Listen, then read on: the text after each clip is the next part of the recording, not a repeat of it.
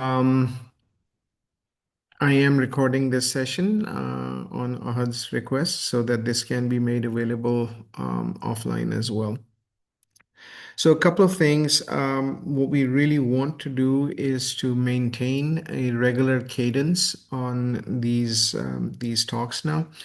I am trying to build modules. So the first module that I've started with is an antibody mediated rejection module. We'll start with EMR, but then we will talk about some other aspects. And as I go through the talk, I'll highlight those aspects, which will be individual talks.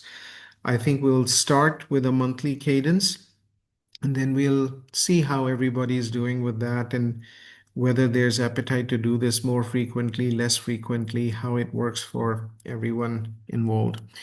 Um, and these sessions are supposed to be interactive. I'll give the talk, but then I think the real um, benefit of this comes through questions and answers. Please ask any questions that you may have. And the idea is to review this topic together.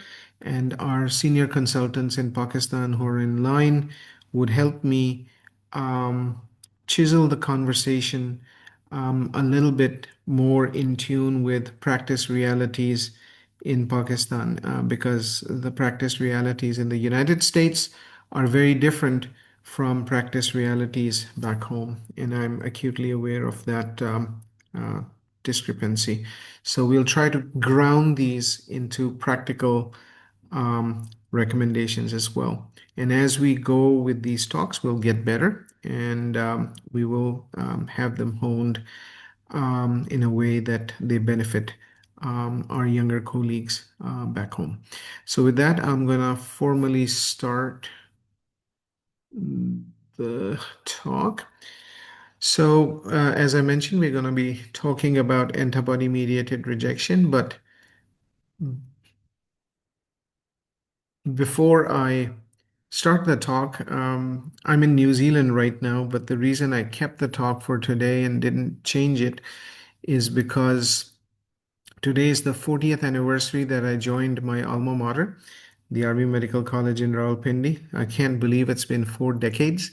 It's been a wild ride. And I firmly believe that the best is yet to come, but an ode to my alma mater and to all those who joined Army Medical College that day with me. Now, the humoral theory of transplantation has been a very interesting tale in transplantation. So you got three people who I think have affected transplantation and transplant immunology more than anyone else in this field. So the leftmost, my left, is Peter Gorer. Peter Gorer is the guy who actually discovered the HLA equivalent in the MHC complex in mice.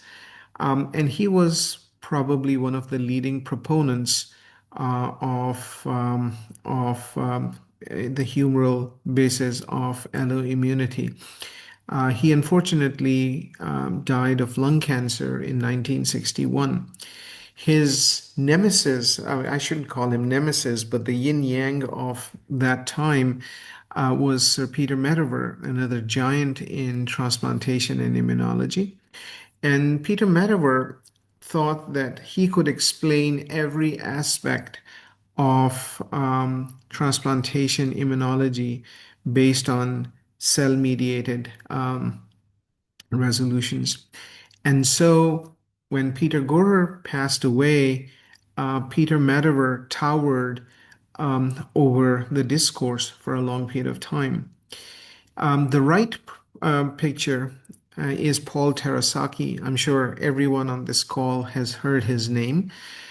So Dr. Terasaki was an immunologist, and he wrote the seminal paper that everybody in kidney transplantation reads about in 1969 about cross matches and how that could avoid an accelerated or a hyperacute rejection, um, and that led to streamlining of the science of kidney transplantation. Now, the anomaly there was that what we were describing in the cross-match paper was a humoral component. There had to be an antibody that was lysing the cells. So we were predicting an outcome based on antibodies that were in the recipient's serum, right? But we could not demonstrate that that antibody, that anti-HLA antibody that we were testing for, that we were that we were um, testing for and that we were predicting graft outcomes with, when we looked at rejection patterns, when we looked at allograft outcomes, we could not demonstrate that that antibody was actually inflicting injury on the graft. So there was no evidence of endothelial damage that we can attribute to the antibody. This changed in 1993 when we discovered that we could find a footprint of that antibody through staining for C4D. Now, I'm going to try not to delve too much into complement science, but we all understand that when HLA antibody attaches to HLA antigens on donor endothelial cells, it fixes complement. So complement C1q is the first component of the classic complement cascade, and then C4 and C2 are activated, and C4 is converted into C4a, which is an anaphylotoxin, and C4b, which attaches to the endothelial membrane. Now, very quickly, C4b is converted into C4d, and this fragment actually anchors into the endothelium through a thioester bond. What that means is that this is going to stay put on the endothelium, and we can stain with it through immunofluorescence or through immunoperoxidase. And so now we can work back that yes, if there is C4D present on the endothelial cells, that means there must have been an antibody that attached to the endothelial cell and fixed complement. And so this was the smoking gun that we were looking for. Now, I distinctly remember a conversation I had with my mentor in the late 1990s, and he was scoffing at the heart transplant team who were trying to um, do plasmapheresis on a heart patient with antibody mediated rejection. And my mentor said, no such thing exists in kidney transplants. And this was the late 1990s, a few years after C4D had been described. But by the late 1990s, my mentor's nihilism notwithstanding, the paradigm had been set that there's antibodies that are generated, and these are largely anti-HLA antibodies, which then lead to allograft injury. And the marker for that is C4D positivity. That was the initial construct. We have other things there now that can surrogate for that, which then leads to allograft dysfunction, which we identify as antibody mediated rejection. And it is this scheme, antibody, injury, and dysfunction, that is the three components of a formulation for antibody mediated rejection, both clinically as well as from a pathology standpoint, as we shall see. So let's take a step back, and I'm going to spend a little bit of time on where antibodies come from, because understanding immunology now in today's time, for nephrologists who take care of transplant patients and nephrologists who take care of patients with glomerular disease, it is essential. It is not an option anymore. We need to get in front of it. We need to get comfortable with it. We need to get competent about it. So everybody understands B cells are generated in the bone marrow. Immature B cells go through their initial tolerance filters, and then an animal called naive B cell is released into the circulation, where they eventually go into secondary lymphoid organs. So there you've got these B cells that are sitting in the mantle zone and the marginal zone of the lymph nodes. Um, and there's two or three ways in which they can get activated. One is a short-term activation through antigens of high density, so a bacterial antigen with a bunch of peptides on it, or a viral antigen with a bunch of peptides on it, can generate which is known as an extrafollicular response. So the B cell quickly develops into short-lived plasma cells, and not shown in this picture are short-lived memory cells. These live weeks to months. So you get a cold, you get a flu, you develop antibodies against the offending bug, and over a period of days to weeks, these plasma cells come up, chug out antibody, and then they involute, and then they die. So they have a specific phenotype, and we'll talk about these phenotypes in some detail as we go forward.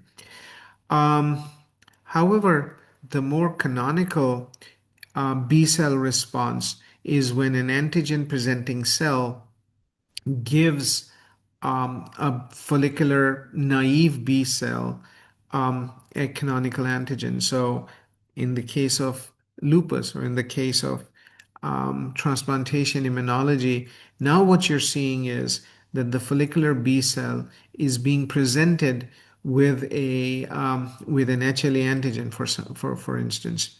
Now, this B cell um, then requires T cell help. And there's a particular type of T cell that lives in the lymph nodes in the secondary lymphoid organs called TFH, not the T helper cell, but T follicular help cell. And the job of this T follicular help cell is to provide co-stimulatory support to the follicular B cell. Once that happens, this follicular B cell is activated. It is not naive anymore. It is antigen experienced now, and it enters into what is known as a germinal center reaction. And in the germinal center reaction, it undergoes what is known as somatic hypermutation. It enriches its specificity, and also undergoes a class switch. All of the naive B cells have IgM on their surface, but when they're undergoing a class switch, they go from an IgM to an IgG, or sometimes an IgM to IgA. For instance, if you're talking about IgA nephropathy in the gut-associated lymphoid tissue. So in any case, as they undergo this somatic hypermutation and class switch, now they are going to undergo two or three fates. One of them is that they can make memory B cells, and these memory B cells with honed IgGs on their surface are long-lived memory B cells. These can live for 50 years or more in our bodies. And they also then generate plasmablasts, which then turn into plasma cells. And there are several categories of plasma cells. We talked about the short-lived SLPCs that are generated through the extrafollicular mechanism. In the germinal center reaction, you have long-lived plasma cells. These then exit the lymph nodes, go through the circulation, and hone in onto different target areas. Most common of this, most important of this, is the bone marrow, where they live in niches in certain microenvironments, and they can survive for decades, and their job is to just keep making antibody. So we get vaccinated for mumps and measles and rubella and tetanus, And for decades afterwards, we have antibody detectable in our blood. Why do we have that antibody? Because these long-lived plasma cells are making that antibody continuously. The half-life of an immunoglobulin IgG is 21 days. So it requires for these guys to keep chugging this antibody out. So now that is the setup in which we are trying to deal with alloimmunity. So this is again to re-encapsulate what we just said. Phase one generates not well-developed um, um, specific, not well-developed B cells with well-developed specificities and short-lived plasma cells, but then they go back into phase two, have further somatic hypermutation, class switch, etc., and you develop long-lived plasma cells. So this is the inside of a lymph node that we are seeing here.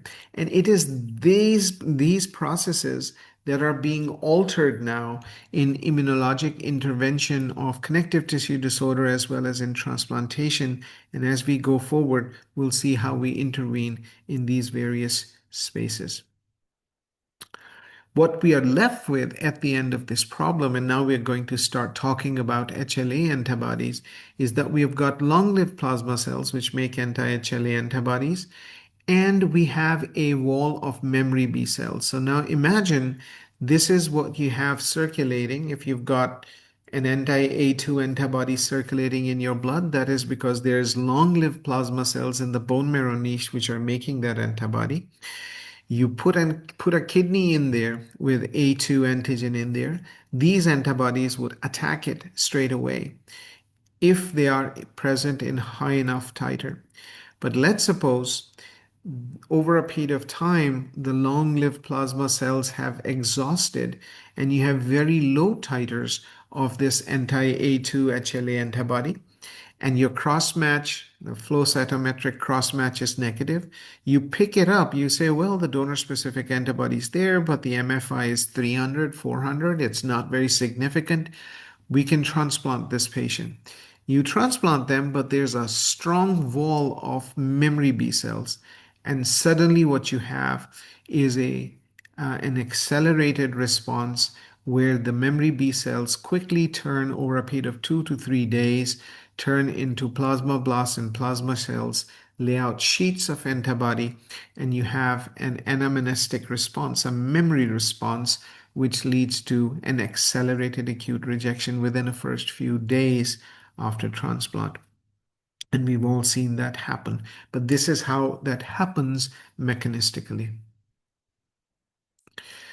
So the autoimmune response in a kidney transplant milieu can happen because of pre-existing antibodies. So we were just talking about this first wall. You've got long-lived plasma cells. There's antibodies sitting over there. And these pre-existing antibodies can then lead to various phenotypes of rejection phenomenon, or you could develop a de novo immune response. So pre-existing antibodies, if they're in a very high level, titer, then your cross matches would be positive, and you probably would not want to cross that cross match without doing a desensitization procedure if you want to use the particular donor. But sometimes, like I just mentioned, they could be present in a very slow, very low titer and can lead to an accelerated response, which is something that when we are transplanting, we should be cognizant of the immune risk. And this is part of what transplant immunologists do, transplant physicians do, to see what the immune risk is based on what the antibody profile is, what the antibody exposure is, and how we can mitigate those risks. Now, the de novo immune response is something slightly different, and it comes in two shades, well, 2.5 shades. We'll talk about the two shades. So the first shade of a de novo immune response is where donor antigen presenting cells, so these are donor antigen presenting cells in brown here, are presenting in the context of donor HLA2 molecules, MHC2 molecules, donor antigenic material. Now, if this were being presented to donor CD4 cells, it would be considered self and no action would be taken by the donor CD4 cells. But in this particular case, it's the recipient CD4 cells here in green. They look at this material, they identify it as foreign, and the CD4 cells launch a response. They will create alloreactive CD4 cells, CD8 cells, and also B cells. This, on the other hand, here is the late response. It is called the indirect pathway. So this is the direct pathway. This exhausts after about 3 months because after about 3 months, most of the passenger donor APCs that have traveled with the graft into the recipient are exhausted. But the indirect pathway is the more canonical pathway through which immune responses are launched. So here what you see is this is a recipient antigen presenting cell, which picks up donor antigenic material, processes it, and then presents those peptides in the context of an MHC2 molecule, which is of recipient origin. So recipient MHC2 molecule, donor antigenic material being presented to the um, recipient CD4 cells, and then the CD4 cells launch a response. Something called the semi-direct pathway is where the recipient antigen presenting cells pick up intact MHC2 molecules of donor origin and present to the recipient CD4 cells using donor origin MHC2 molecules, but the result is still the same. Now, the important thing here is that when we are looking at pre-existing antibodies, we are going to likely see true isolated antibody-mediated rejection. But when we are talking about de novo immune responses, two important things here. One, we are probably going to see this in the milieu of under immunosuppression, either prescribed or due to non-adherence. And the second thing that goes with this is these are the rejections where you see mixed cellular and antibody-mediated rejections. So here's your phenotypes. This is just a rough way to sort this out in your mind. When your pre-existing antibody is driving a rejection, early, which is less than 30 days after transplant, is the classic accelerated acute type phenotype that I was talking about. These are usually C4d positive. They can present with thrombotic microangiopathy. They can present with ATN because understand that the peritubular capillaries, and we'll talk about the peritubular capillaries in a second, they get very inflamed, and it's the peritubular capillaries that are going to go in and supply the tubules. So if they become very impaired and the blood flow through them it's cut off, then you can then the patient can experience an ATN because of ischemia of the tubules, which is being driven by essentially a vasculitis of the peritubular capillaries. The late phenotype can present as an active antibody-mediated rejection or a chronic active antibody-mediated rejection. When we are talking about de novo antibody, it usually happens late. It's more than 30 days after, usually 6 months later or so after transplant. It could be an active or chronic active ABMR. It may be C4d variable. And like I mentioned, coexistent T cell mediated rejection is common because of the indirect pathway. And then chronic ABMR is when you have certain stigmata of chronicity that are stamped on the kidney. And we'll talk about that in a little bit. Now, our first paradigm of damage to the allograft is through complement activation. So we just were talking about C4d. So again, in this picture, you see that there's HLA molecules which are being expressed on top of endothelial cells. Anti-HLA antibodies come in and ligate those antigens and then fix complement. This is the classic complement pathway. So C1q, then 2,4, which then makes the C3 convertase, C5 convertase, and eventually you have the um, membrane attack complex that is generated, which then drills holes in its target membranes and kills and damages its target membranes. Here, the target membrane is that of an endothelial cells. Many different things go in, though. Not all antibodies are the same.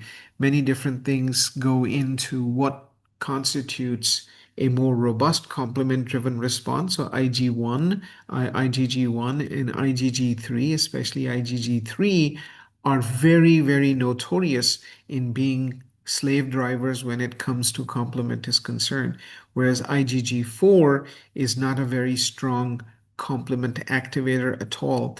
It also depends on the density of HLA molecules, how close the HLA molecules are. So certain HLA molecules for DR, for instance, is expressed densely on endothelial cells, whereas certain HLA molecules like the DQs and the DPs may not be that densely um, expressed on endothelial cells. And therefore, not all of these antibodies are the same, not all of the antigens are the same. And this is where a careful assessment of what the antibody is, what the antigen is, and what the risk to the allograft is needs to be made, and that requires a really thoughtful review of the clinical and immunological data. And so the determinants of antibody toxicity are subclass, the degree of glycosylation. So this little blue thing over here is a galactose residue here. The more you have in the antibodies, the more the complement would be invited to get activated. We talked about antigen density and concentration, and this then leads to damage to the target membranes through leukocyte recruitment, through complement activation, and through a process of endothelial activation. And we'll take a look at what that means in a second. But then that invites macrophage infiltration, which is usually CD68 positive. And we need to start honing in to this now, because the entire paradigm of the science of damage in antibody mediated rejection has begun pivoting a little bit. Complement deposits are depicted by C4d positivity, of course, and then the endothelial changes that we see, swelling of the endothelial cells, etc., are very important determinants, and we'll look at some pictures in a second. Now, endothelial cell activation is a response of the endothelial cell to ligation of HLA antigens by the HLA antibody. What that then leads to is a complex sequence of intracellular pathways, and we're not going to waste time on what these pathways are. But what they then do is to traffic intercellular adhesion molecules, ICAMs, to the surface of the endothelium.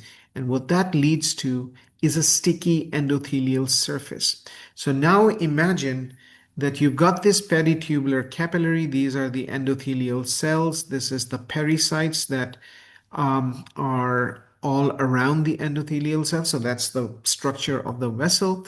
You've got these HLA molecules. The HLA molecules have HLA antibodies stuck on them. So that's what happens when the alloimmune response drives the response home to the endothelial cell targets. These then recruit CD4 cells, monocytes, natural killer cells, and we'll hear about them a lot in a second. And so that then, if you just imagine, what you're looking here is an inflamed, swollen peritubular capillary with mononuclear cells in there. And that is peritubular capillaritis. And that is one of the most important hallmarks of antibody mediated rejection. This is how all that happens. And so now what we are seeing here is you've got a donor specific antibody. It could be pre-existing, it could arise de novo. It then drives endothelial injury through complement, but also through non-complement means. And then that leads to morphologic events. And what are those morphologic events? So take a look at these cells here. So what we are looking at here is endothelial cell swelling. You can see the endothelial cell has swollen. So if you look at this area on the capillary, it is nice and open, right? You can see the lumen of the capillary. Here you can't because the endothelial cells are swollen. And when the endothelial cells swell up, your capillary lumens start closing down.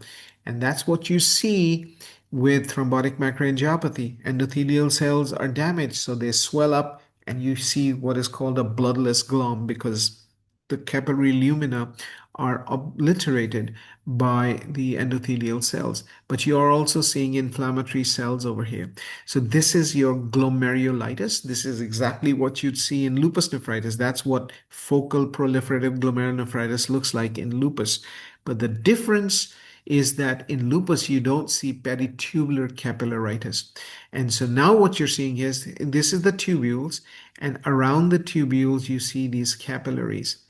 And so the criteria that they use for PTC 1, 2, and 3 is that 10% of the capillaries actually have at least one cell. So these arrows are showing a peritubular capillary, one cell in it, another peritubular capillary with maybe two cells in it, with at least one capillary that has four cells in it. So you've got four cells over here. And then you kind of keep going up that ladder. So now you've got more cells here. So this is PTC2 and more cells still, a chock full of cells here. So this is PTC3. So the more cells you see, the more vigorous the inflammation or microvascular injury. So the microvascular injury term is a term that combines glomerulitis with PTCitis. So the G plus PTC score is your microvascular injury. So let's suppose here it is G1, and in this particular case, let's say that they had PTC3, so their MVI score would be 4. G1, PTC3, so that's an MVI score of 4, which is a high MVI score. Now, if you stain these tubules for C4D with immunoperoxidase or immunofluorescence, you'll find diffuse C4D positivity if complement has been activated and C4D remains there, which is a an evidence piece that the antibody has actually affected the endothelium. And then you can get vascular lesions. So what you're seeing here is an arteriole. You can see the endothelial cells are lifted up, and underneath that endothelium, you can see cells infiltrating. Now, if they infiltrate more than 25% of the arteriolar lumen, it becomes a V2 from a V1. And if it is a transmural inflammation, so over here you're seeing lymphocytes through the media, and you're also seeing fibrinoid necrosis.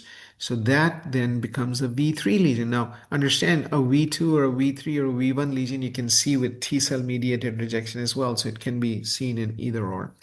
Now, interstitial hemorrhage, though not part of the V classification, can be added because it is a surrogate for vascular inflammation. And if you see diffuse interstitial hemorrhage in these biopsies, it can be added to the classification with an asterisk. And then when you have severe damage, you can have thrombotic microangiopathy. So here you're seeing fragmented WBCs, you're seeing fibrin thrombi inside a glomerulus. The glomerulus parts of it you can see is bloodless. Some parts are open, but most of them you can see that the endothelial cells have collapsed the glomerular capillary lumens. So that is one of the presentations. So acute thrombotic microangiopathy, especially early after transplant, I see a lot of times people say, well, this is calcineurin inhibitor. May not be so. There can be many other reasons. One of them is an acute ABMR. So always think of that. And then here you can see the TMA in an arteriole in a vessel. Now, when this sits for a period of time, when this lesion sits for a period of time, it starts leading to glomerular remodeling. And so over here, what you're seeing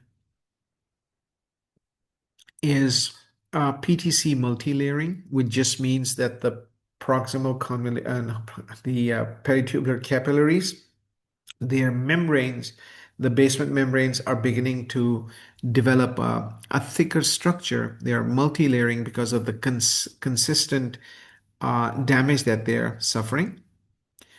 And this is more common to our eyes, which is splitting of the basement membrane, laying down of new basement membrane, which leads to trauma tracking, which you can actually see on Jones silver stain as well. So this is a light microscopy stained with microscopic section stained with Jones silver stain, and you can see it picks up the basement membranes, and you're seeing double tracking, tram tracking here. And so when you see um, PTC multilayering, when you see tram tracking, double basement membranes in the glomerulus, you know that you've got chronic changes. And now you're moving from acute antibody-mediated rejection to chronic antibody-mediated rejection, which could be active or just chronic antibody-mediated rejection, or transplant glomerulopathy, as we call it. Other hallmarks of chronicity are mesangial expansion, which is denoted as an matrix expansion or mesangial matrix expansion in the biopsy. And then in the arterioles, you see arteriolar hyalinization. So the construct of pathology of antibody-mediated rejection is how we have started diagnosing it. So the past 25 years, we have constructed this triad. We need to have a DSA, we need to have evidence of DSA and endothelium interaction, and then we need to have appropriate tissue injury patterns. So we need to have microvascular injury, we need to have infiltration of appropriate cells, etc., etc. And so the BAF conference, which is a pathology conglomerate, which looks at um, pathology of transplanted organs, um, came up with the first iteration on how to pigeonhole antibody-mediated rejection in 2003. So morphologic evidence that you've got inflammatory cells in PTC and glomeruli, so microvascular inflammation, essentially, arteriolar fibrinoid necrosis, microthrombi in glomerular capillaries, arterioles, and ATN. So these are all criteria or characteristics on light microscopy for antibody-mediated rejection. Then you need to have immunohistologic evidence of antibody interaction with the endothelium, which is diffuse C4d positivity in PTC, and then serologic evidence that there's a circulating donor-specific antibody. So pretty much following this scheme. Alexander Lupi, out of the Paris group, looked at some data sets, and he said that, well, we are calling C4D with microvascular injury patients as antibody-mediated rejection. But he picked up patients who had microvascular injury, but they were C4D negative. And he said their outcomes are just as bad. And so people went back and said, are our criteria too restrictive? And so over successive iterations of the BAF schema to define antibody-mediated rejection appropriately, we started refining the criteria for MVI. and started accepting other surrogates. So molecular markers of DSA were accepted as a surrogate for endothelial interaction of the antibody. So linear C4D was great, but if we didn't find C4D and find other molecular markers of DSA, and this was basically on molecular microscope and was through weight of personality more than hard science at that time, that was accepted. And then we defined that any PTC per G plus G, which is microvascular injury of more than 2, was significant. So this came out in 2013, and even this started getting accepted as an interaction evidence that through whatever mechanism there is microvascular injury, because we know that microvascular injury behaves just as bad as um, C4D positive microvascular injury, so microvascular injury without C4D positivity. So by 2022, we had come to a rather complicated um, formulation for antibody-mediated rejection. Now, this looks really busy, but I'm going to simplify it for you. So just imagine that you've got a kidney which you biopsy, and you've got MVI, right? So you've got microvascular injury there. Um, and so you're above the microvascular injury threshold, so your G plus PTC is more than 2. You evaluate for C4D and DSA. So if your C4D and DSA is positive and you've got microvascular injury, you're completely clear. 19 and 22 iterations of BAF will tell you this is antibody-mediated rejection, no worries. Now, if either one of them is positive, so you've got microvascular injury and you've got C4D, but the DSA is negative, or you've got microvascular injury and you've got DSA, but the C4D is negative, you will still sail across with the diagnosis of antibody-mediated rejection because the end result is the same. Your outcome is the same, whichever way you get there. Now, the interesting thing is that this animal was born where you have got microvascular injury with both C4D and DSA were negative.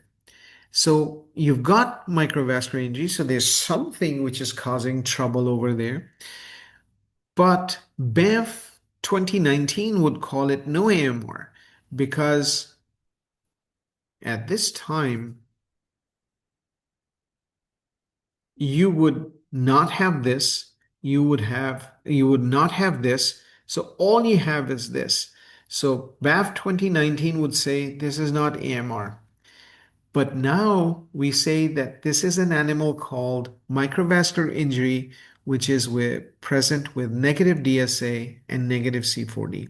And we'll just kind of elaborate that a little bit because this opened up a whole different way of looking at antibody-mediated rejection. And the reason we identified this was one through protocol biopsies, but also through cell-free DNA. So we started picking up, in my center, we picked up several cases where the cell-free DNA signature was elevated. So we biopsied the patient. They had microvascular injury, so we know that the cell-free DNA is not lying. There is injury going on inside the allograft, but everything was negative. No HLA, no non-HLA antibody, and no C4D. So we had no evidence that an antibody was driving the microvascular injury, but yet we saw microvascular injury. And so this animal was born that you've got microvascular injury, but you don't have a driver, apparently. And now we know what the driver perhaps is. So we will talk about this in a second. Now, what happens if you do a biopsy and your MVI is below threshold? So your G plus PTC is less than 2. So you then still evaluate C4D and DSA. If one of them is negative, but the other one is positive, so C4D is negative, but DSA is positive, 2022 would say this might still be an AMR. You've got a little bit of injury, you've got DSA, let's continue to consider that there may be a probability of AMR. But if both of them are negative and your MVI is below the threshold score, then 22 would concede you don't have AMR. But I think what we are dealing with here is you biopsy somebody, their MVI is above threshold, you look for C4D and DSA. If one of them is positive, either one of them is positive, you get to an AMR formulation. If both are negative, you have this animal where you've got an MVI and you've got um, DSA and C4D negative. And in this, we also run tests for non-HLA antibodies or your 81ARs and MICAs and endothelial antibodies and all that. And usually they all come back negative as well. So what could be the explanation to have microvascular injury? You're seeing microvascular injury here. You've got PTCitis. You've got these cells in the peritubular capillary. So you know that there's inflammation there. You biopsied for a reason. If it wants a protocol biopsy, you biopsied for a reason. Either creatinine was up, or you go seeing some protein, or cell-free DNA signature was up. So there's tissue damage happening. This microvascular injury is purveying the tissue damage, but we don't have a mechanism for that. Well, it seems like there is a mechanism which may be at place, and the mechanism is called missing self. So what does that mean? Um, so this comes from the science of bone marrow transplantation, where in the mid 80s, a phenomenon was described where an F1 hybrid would go back and reject one of the parent cell lines. And people are like, why is that happening?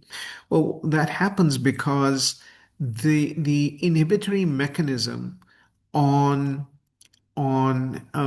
natural killer cells requires several inputs. Some of these inputs are supportive of activation, and some of these inputs are inhibitory, which would make them go back into a resting state. So there are receptors called KIR receptors on the natural killer cells. So you can see them in these yellows. Um, and what they need is, so this is a natural killer cell which is looking at a native blood vessel, right? So let's suppose this is a blood vessel in the lung capillary. And so the natural killer cell would go in and look at an MHC1 molecule on the blood vessel. And since it is a self molecule, it would cause the NK cell to remain in a resting state as long as this receptor, the KIR receptor, is educated, which means it is active. So there are many different types of KIR receptors, and the term educated KIR receptor means that that's an active KIR receptor. But if you look at the same guy, right, on the kidney endothelium, if they go in and there's no HLA1 mismatch, it will still say, yeah, that's mine. That's the identity tag I'm looking for. And the natural killer cell will stay in a resting state.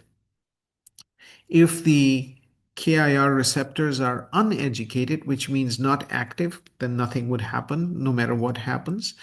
However, if you've got what is known as an educated KIR receptor, and it is now surveying a kidney allograft, and there is an MHC1 mismatch, which this identifies as a mismatch, then the natural killer cell will become activated. And so you can see that in this particular paradigm, you do not see an antibody or complement entering the dialogue.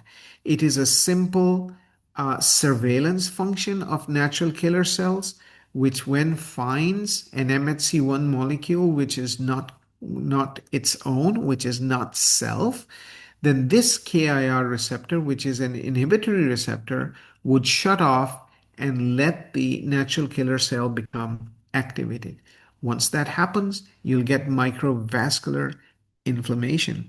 And so the entire paradigm that we have on how the antibodies deliver injury, especially on the chronic antibody mediated space, chronic antibody mediated rejection space, has started to tilt.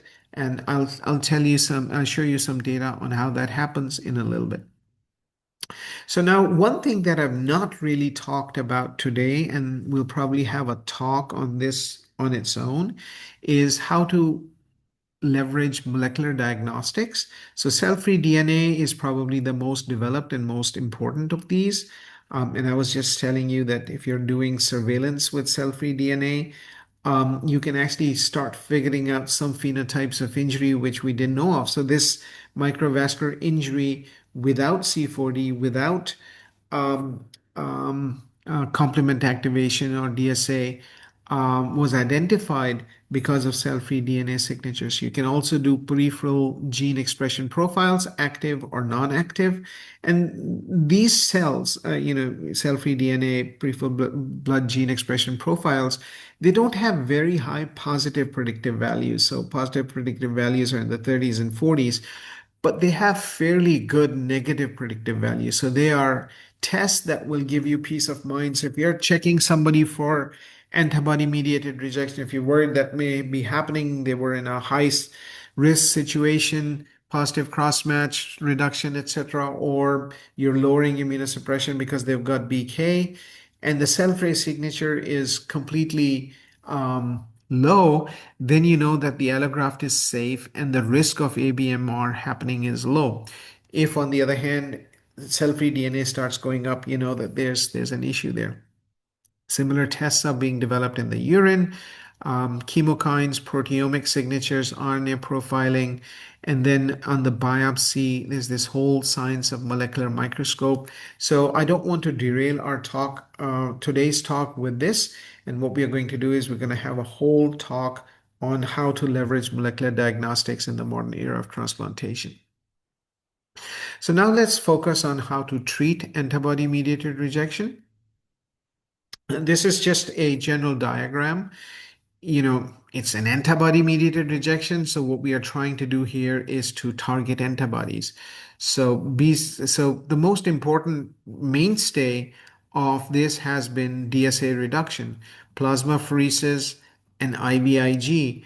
Everybody likes to use that because that's what we know. That's the only thing that perhaps works. Data for all of these, and that's why I'm not going to show you a lot of studies for this because the data for all of these is fairly weak, but that's what we do. We try to reduce DSAs through plasmapheresis, immunoadsorption if you live in Europe. It's not widely available in the United States. I don't think it's available in Pakistan either.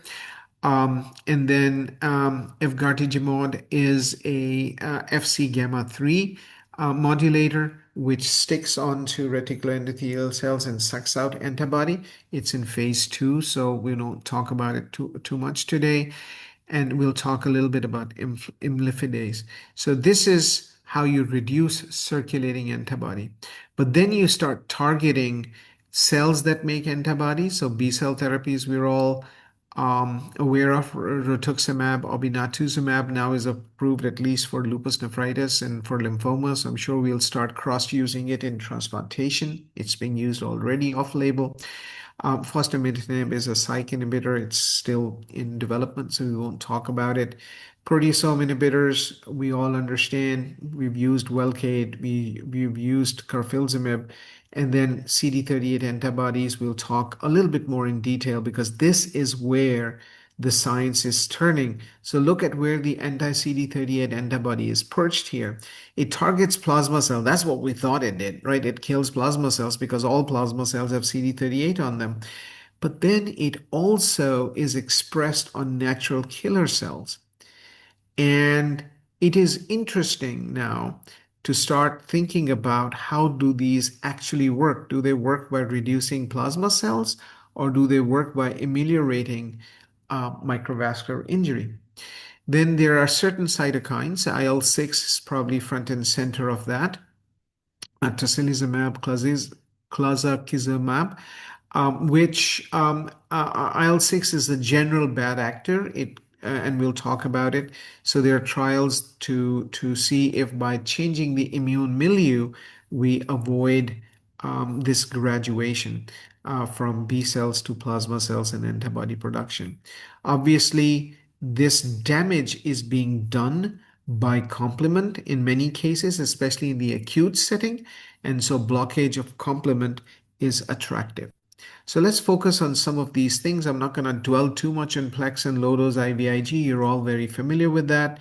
It's the standard initial regimen for the acute antibody-mediated rejections. May they be due to pre-existing antibodies or because of de novo responses. Most people would do 3 to 5 sessions of 1 to 1.5 plasma volumes each and then replace IVIG after each session. And this is usually combined with other modalities of treatment. The knee jerk is to duplex, low dose IVIG, and then give rituximab, which may or may not be the ideal situation, but there's not much data for any one of these. So there was a treatment guideline in 2019 through STAR, and they just said, use your judgment. They really didn't recommend anything of any sorts. There are some people who still use high dose IVIG. So Cedars and Stan Jordan's outfit in LA have been the leaders of that. So this is an antibody, C4D positive, antibody positive AMR, where they would do Solumedrol, dose IVIG and rituximab, and then dose IVIG again after 30 to 60 days. And the dose of IVIG is 2 grams per kilogram. The initial dose not to exceed 140 milligrams, and then the same dose after 30 to 60 days, and it seems to work as well. Imlifidase is a very interesting concept. It is a streptococcal enzyme which just clips the variable regions from the constant region on antibodies. So this, when you give somebody imlifidase, the IgG levels are slaughtered. You don't see any circulating IgG afterwards. So you can kind of see that the antibody has completely vanished after 6 hours. So the red bars here are before treatment, and the blue bars here are after treatment. So here this is antibody, and here this is C1q antibody. You can see that it's just completely destroyed. The problems with imlifidase are that it can only be given once because you start developing antibodies very, very quickly. The second thing is you're not doing anything to the antibody producing cells. You're just cutting off circulating antibody, which gives you a window to transplant highly sensitized patients for whom this is a boon. But then you have to then again deal with the antibody producing cells, and now you don't have imlifidase available because you've already used it once. So it is being a phase 2 of this has been completed, where it is used solely for the purpose of reducing a cross match and allowing highly sensitized patients to be transplanted. But in antibody mediated rejection, the role is not very clear. Maybe in a very high pressure situation, you can use it for immediate rescue, but then other things need to be done as well. Complement inhibition. So this is an older paper, but I bring this up to make a point. So this was eculizumab in highly sensitized patients. So patients who are expected to have a 25 to 30% acute antibody mediated range. This was done at Mayo. They used this eculizumab, and what they found was antibody mediated rejection was thwarted. You didn't see that. But once they stopped immunosuppression, transplant glomerulopathy eventually developed in all patients. So it didn't matter if you gave them eculizumab for the first 6 months or not.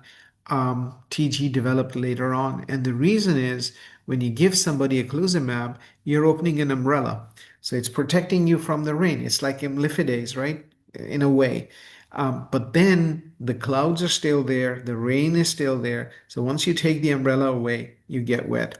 And so It is again used as rescue in severe cases, but by itself, some of the studies for complement blockade in TG in acute and chronic antibody-mediated rejection have been very iffy.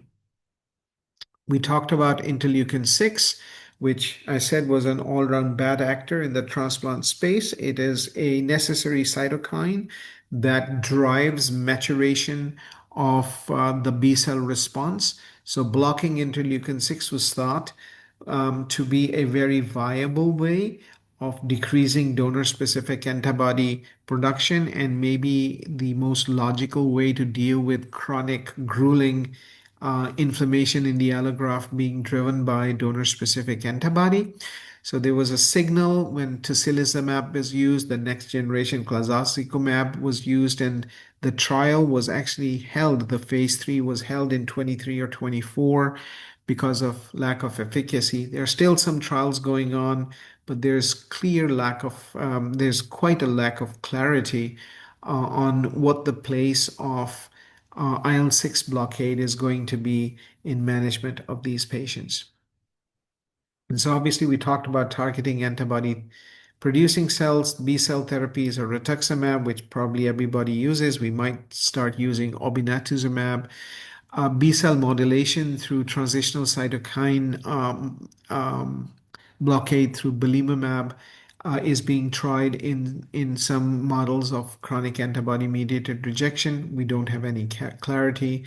And then CAR T cells driving CD19 CAR Ts or bidirectional antibodies. So bidirectional antibodies are the engager antibodies. They've got two affinities, CD3 cells and a target antigen. So if they're going to target myeloma cells, you'll have CD3 and then BCMA. So they tack to the myeloma cell, the other side tacks to a CD3, bring them together, and the CD3 cell would kill the myeloma cell. So you can generate bidirectional antibodies for CD19 or BCMAs, etc., and use them. Plasma cell therapies, we've all used proteasome inhibition. Bortezomib works really well in the accelerated early part rejection, first few days with the anamnestic response. Carfilzomib has been used, but use of bortezomib, there was a trial called Borteject several years ago, which studied bortezomib for chronic antibody-mediated rejection, did not work. So CD38 blockade is probably the next kid on the block, which has become a very interesting prospect for management of chronic and acute antibody-mediated rejection. So let's take a look at this. So CD38 blockade here deals with two or three things. Now, we know that it is expressed on some B cells. So memory B cells have CD38. We know that it's expressed on plasmablasts and plasma cells.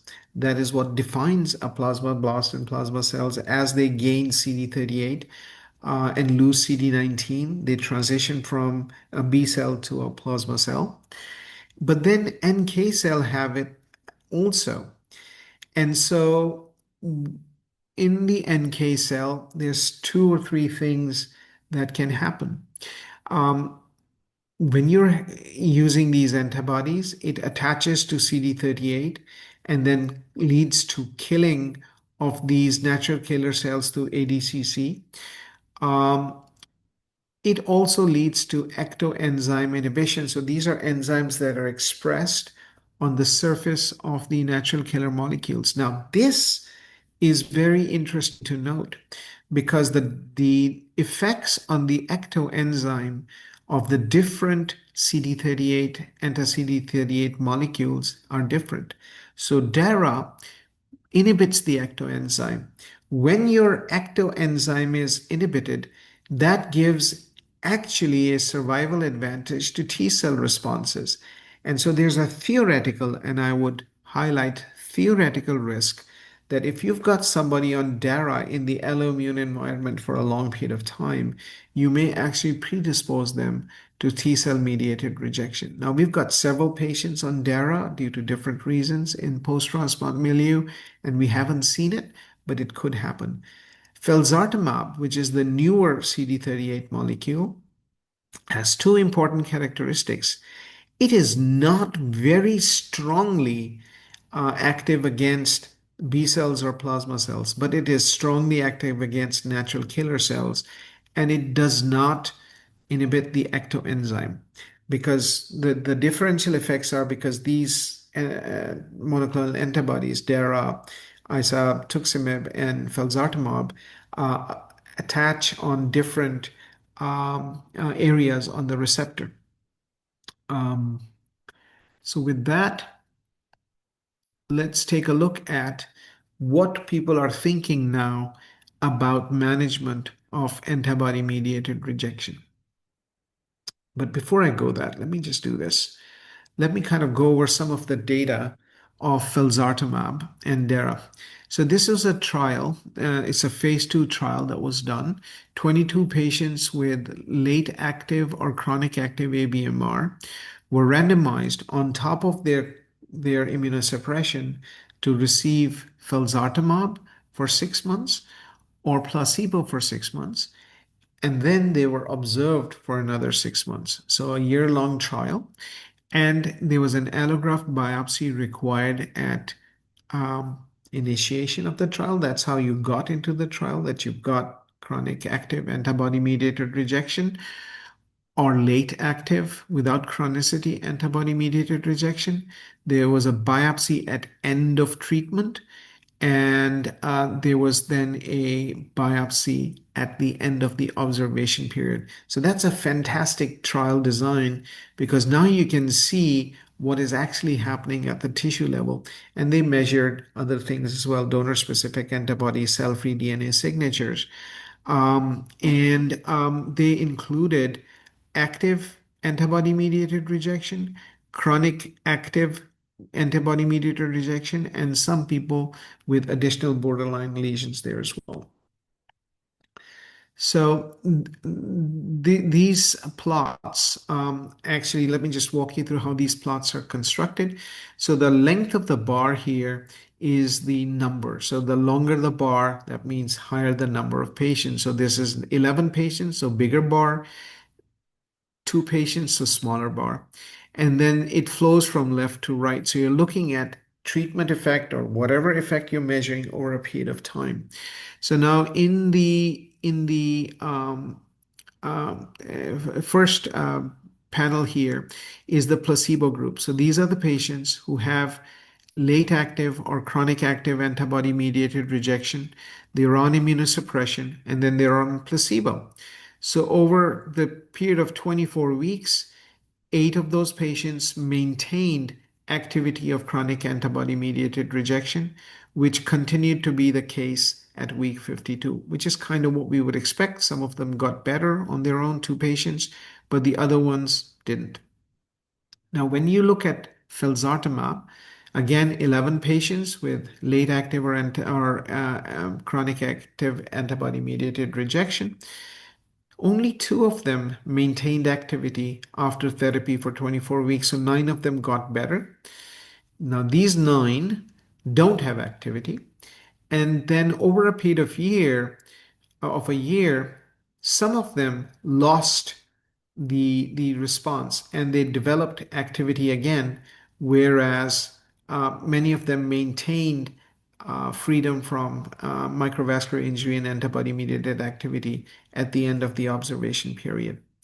When we look at their microvascular inflammation score, so G plus PTC, you can see that patients who are on placebo, which is in blue, maintain the score pretty much where it was, but people who were treated, which is in this beige color, you can see they dropped their microvascular injury score very significantly and then maintained it low, although it started rebounding, probably mirroring what you're seeing over here. And then when you looked at their biopsies, the probability of antibody-mediated rejection projected because of the biopsy that the findings suggest that there could be antibody-mediated rejection there was about the same at the time of randomization, dropped significantly at the week 24 biopsy, But by week 52, you can see that it started rebounding. Understand that between these two time frames, there's no treatment, there's no felzartamab. Felzartamab was only afforded here. So what we are seeing here is that the felzartamab is giving us a signal that it drops microvascular injury, it drops antibody-mediated rejection, and it drops activity.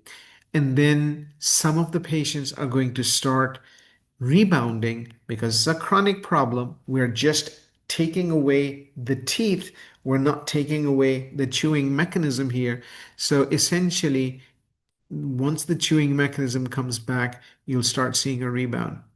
But this is a very good proof of concept, and now there's a phase 3 going on. Now, interestingly, donor-specific antibody levels are not very different. So they do go down with felzartamab, but they're not very different. You can see the confidence intervals are actually overlapping. So what could be the mechanism? And so look at the natural killer cell count. So this is flow cytometry for CD16 bright NK cells in peripheral blood. About the same before treatment, drop significantly with treatment, and begin releasing after treatment. Now, the marker of injury that is important is cell-free DNA. You can see that the cell-free DNA signature in the treated arm drops very significantly with therapy, and then it starts coming back up at week 52. And is it leading to very significant viremia of tortinovirus? And I don't know if you're familiar with TTV or not. So tortinovirus is kind of a harmless virus that we all have in our blood.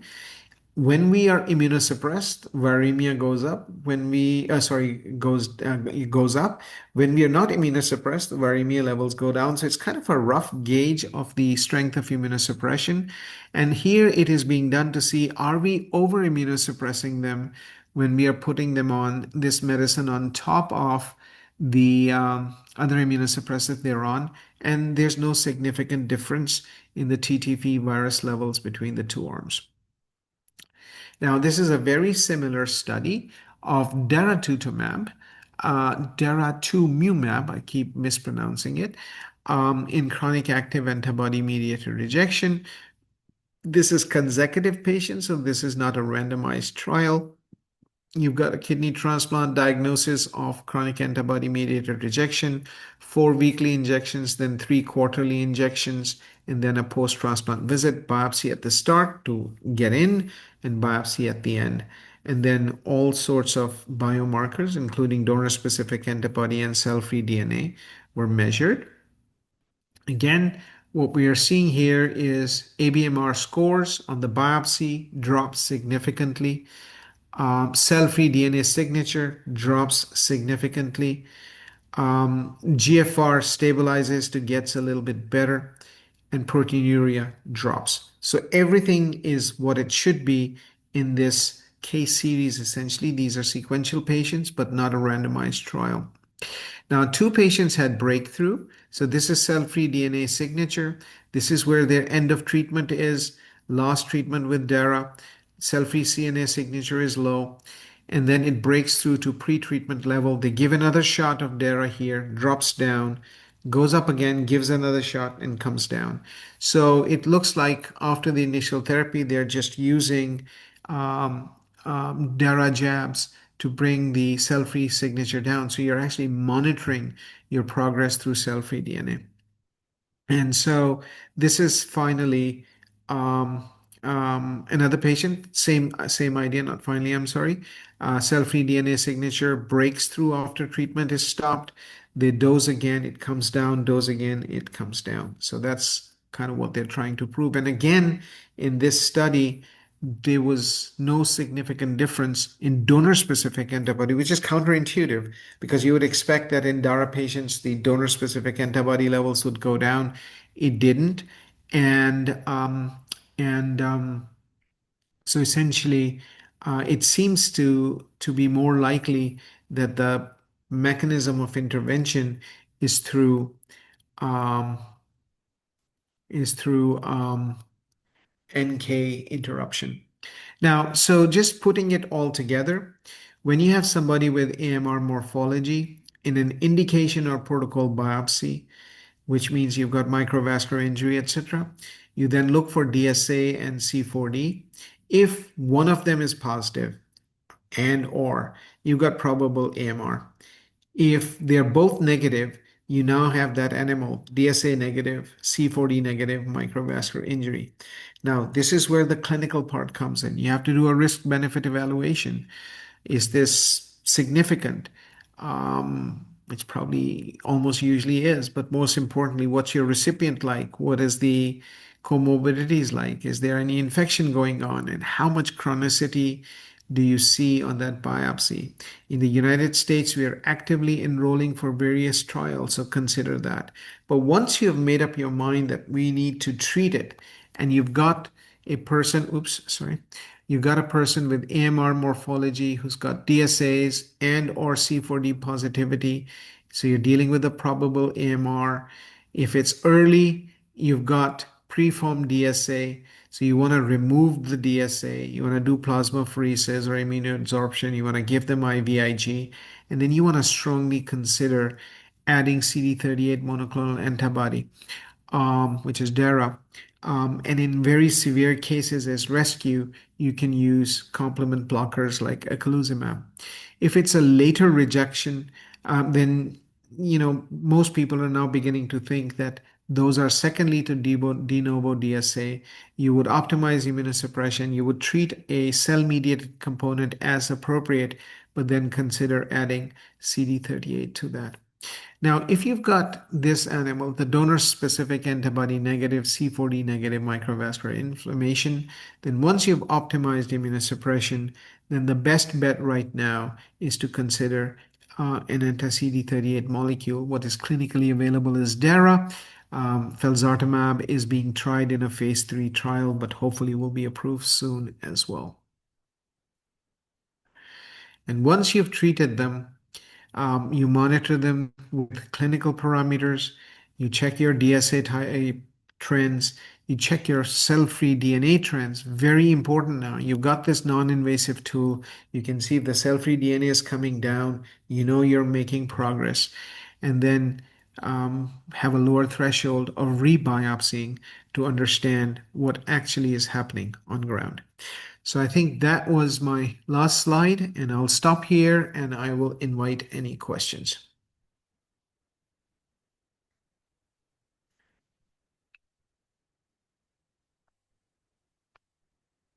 I think if you're muted, you can unmute yourself. Are you able to unmute? Yeah, Yeah. I'm unmute. So I'll go first. So this is Ahad. So my question is largely revolving around B cell. So we're seeing a lot of patients nowadays who've got B cell cross matches which are positive, and they haven't had any exposure to rituximab. So B cell flow cross match comes out to be positive. We do the single antigen meet. It's not donor specific. From purely from an induction perspective or a prevention of antibody mediated rejection, would you do anything different? Would you consider desensitizing these patients? It's not donor specific, but the B cell flow cross match is positive. Does that ring a bell to you? Yeah. So if your T cell cross match is negative and the B cell cross match is isolated positive and you don't have a donor specific antibody, that's usually noise and you can ignore that.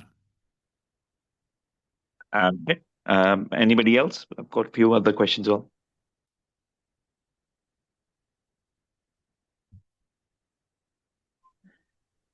Okay, so I'll go again if that's all right. So we don't have access to data. We don't have any access to feltazimab either. So I mean, purely from a Pakistan perspective, we are seeing quite a few of these patients who do have, PTCitis is there, glomerularitis is also there. C4D comes out to be negative. So for somebody who's based out of Pakistan, we've largely restricted to plasmapheresis and IVIG. Where do you think when would you think that we should start considering the use of bortezomib for our patients if we're considering antibody mediated rejection? Yeah, so so let's kind of look at the various phenotypes of this. So if you've got an early rejection within the first 30 days, um, then and it's probably because of a preformed antibody. Then what you want to do is to do some plasmapheresis. You can use some IVIG, and those are the patients that actually respond really well to Velcade.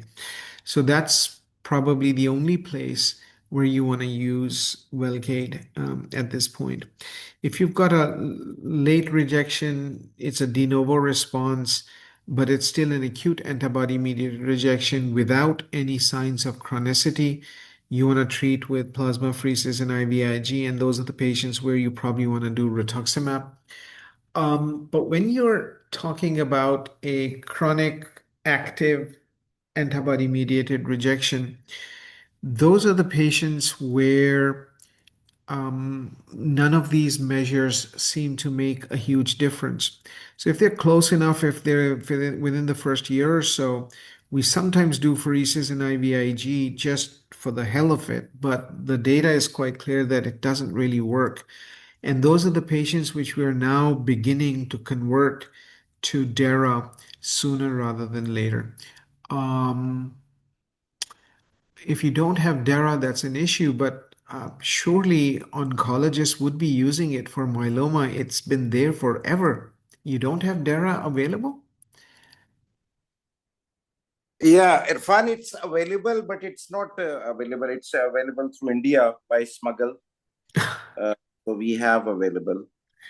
Yeah, so that's the thing that I think we should probably work to get some DARA for these patients because that may be the only thing that stabilizes their graft function. And I say that with a huge grain of salt because all we have is case series and phase two trials right now. So this may change again if I give this talk in 2 years. It may be, it didn't work out because a lot of times and tocilizumab and clazazimab are very good examples of this, where the phase twos look good and then the phase three that blows them out of the water. So we'll see how that happens because the problem is these are such non-homogeneous patient populations that doing good trials is very hard. But yeah, at this point, the thinking is that the microvascular injury is driven in large part through natural killer cells. Now, natural killer cells, let me just make a point which I don't think I elaborated too much early on. Natural killer cells can be activated by antibody as well. So the HLA antibody recruits natural killer cells. I think we had that picture there. Let me just kind of expound on that a little bit more. So natural killer cells are activated through antibody as well. So that's one way of activating natural killer cells. And then the second way is through the missing self, like we discussed. And so when you're treating microvascular injury, which is the final common pathway of injury that is actually being delivered to the allograft, then using CD38 blockade makes sense. So theoretically, it makes sense. The preliminary data show that it makes sense. But even in the United States, 50% of transplant nephrologists don't do anything for chronic antibody-mediated rejection. They just stiffen immunosuppression, but nothing because nothing has worked. So all you can do in those patients, if you've got somebody with chronic antibody-mediated rejection, TG, etc., if you don't have DARA, then what you would want to do is to stiffen immunosuppression as much as possible. But giving them repeated cycles of plasmapheresis and IVIG may or may not help. There is some data creeping up that if you treat them with rituximab, um, it does help somewhat, and that may be true. There's, not to get into the weeds of the immunology of this, but what happens a lot of times is that when you deplete these patients, if you give them rituximab, if you give them DARA, if you give them bortezomib, um, there is a reactionary hyperplasia in the secondary lymph node organs, which leads to a flurry of activity, which is um, co-stimulation dependent.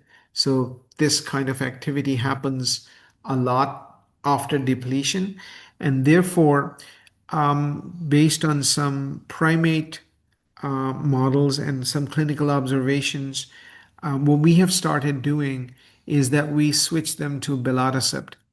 And so we use belatacept, calcium inhibitor, and steroid in these patients in the hope that once we deplete them, the belatacept would attenuate this co-stimulation in the lymph nodes and attenuate the post-depletion hyperplasia.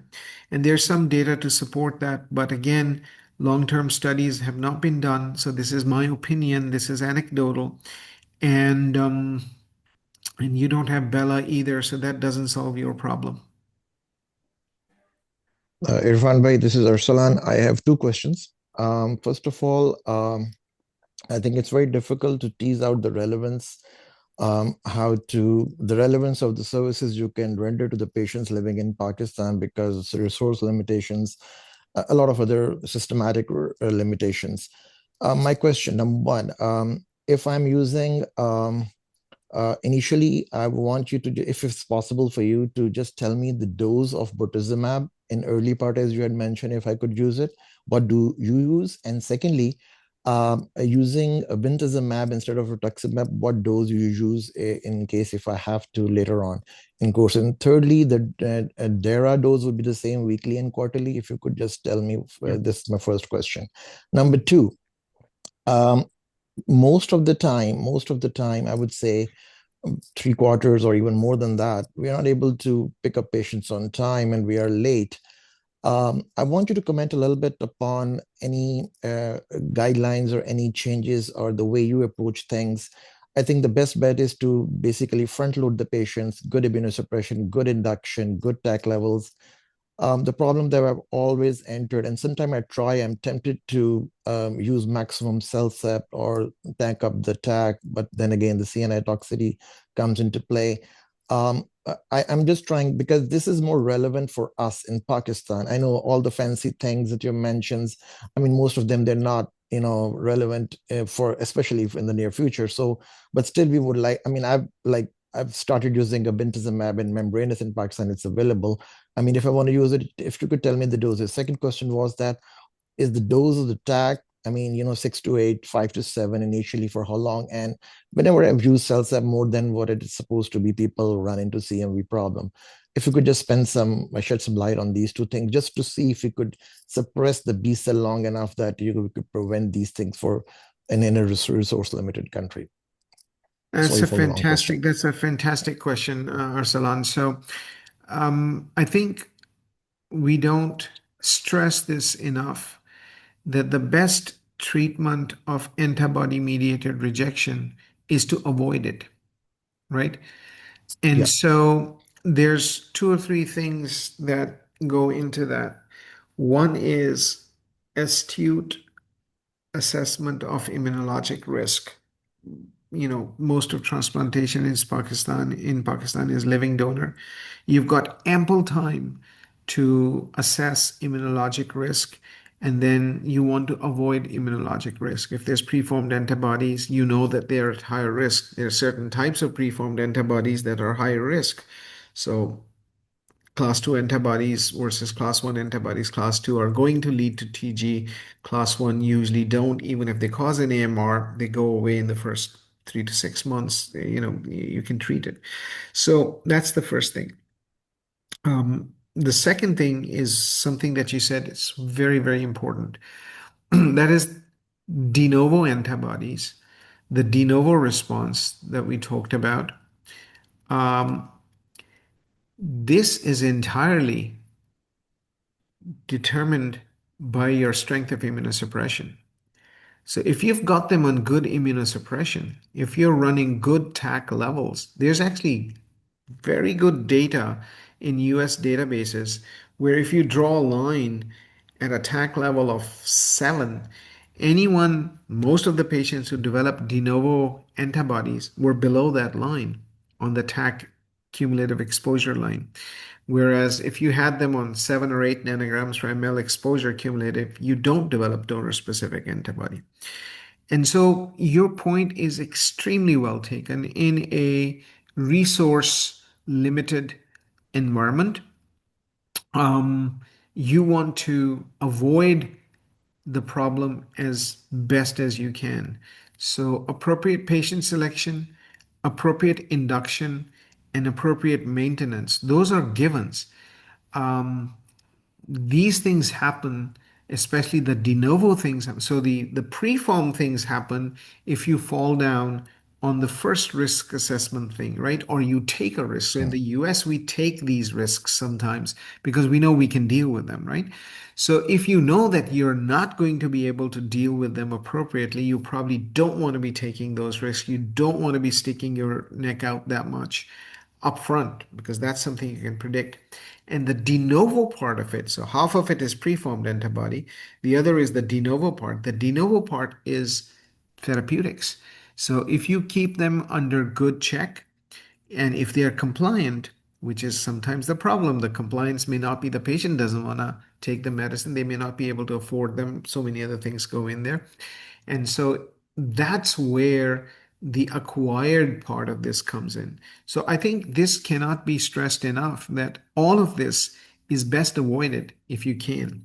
But we are dealing with situations which then develop, and if they do develop, then for Velcade, the dose is 1.6 milligrams per meter square body surface area.